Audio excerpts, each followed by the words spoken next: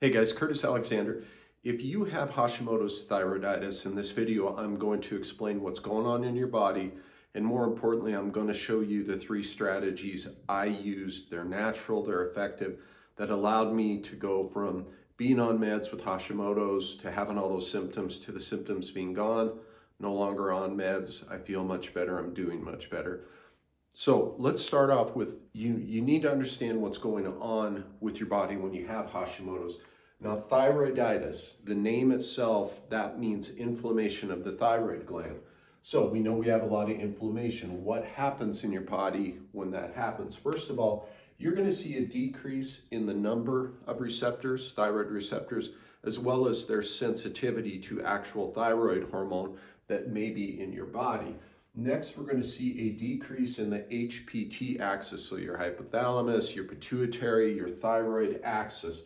This all kind of interacts and talks with each other.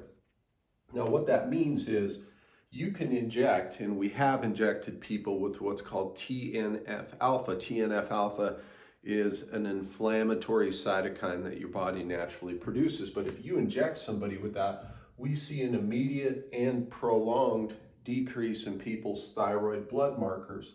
Their TSH goes down. They have less T4, less T3, less free T4, T3, less thyroid releasing hormone. Basically, it tanks your thyroid, and it does this for 4 to 5 days. So not good.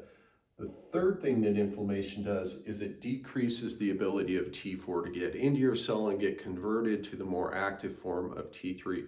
All these things are no good. So how can we lower that inflammation? How can we stop your body? Because Hashimoto's is an autoimmune disease. How can we stop your body from attacking your thyroid?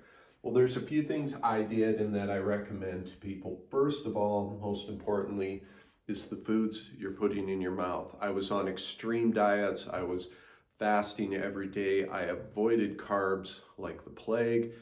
And it was only when I got sick that I realized how important carbs were to the function of my body and the function of my thyroid.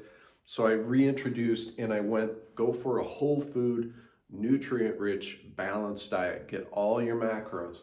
You want protein, you want fat, you want carbs, you want good carbs. Okay, when I say carbs, I'm not talking processed junk.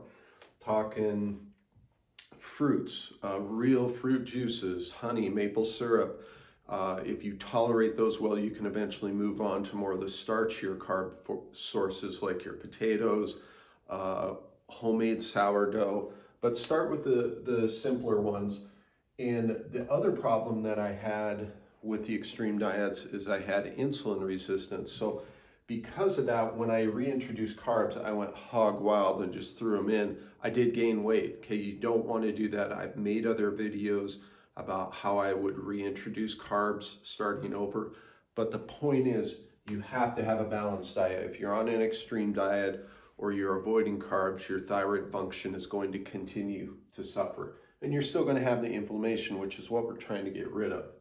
Okay, the other thing that I do yearly, it's part of my wellness protocol, is umbilical cord stem cells. There's a lot of not so good information out there.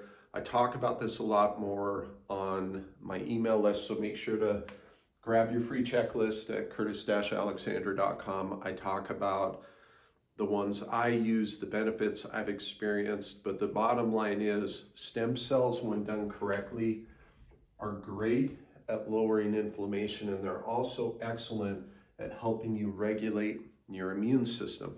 This isn't just Hashimoto's. I've seen people with ulcerative colitis, all these sorts of conditions where the body is essentially attacking itself. These particular types of stem cells that I use, very, very helpful for that. The last thing I did, PEMF, pulsed electromagnetic field therapy. I've talked about this on the channel as well. Again, go to the website, grab your free checklist, talk about it much more in depth on my email list.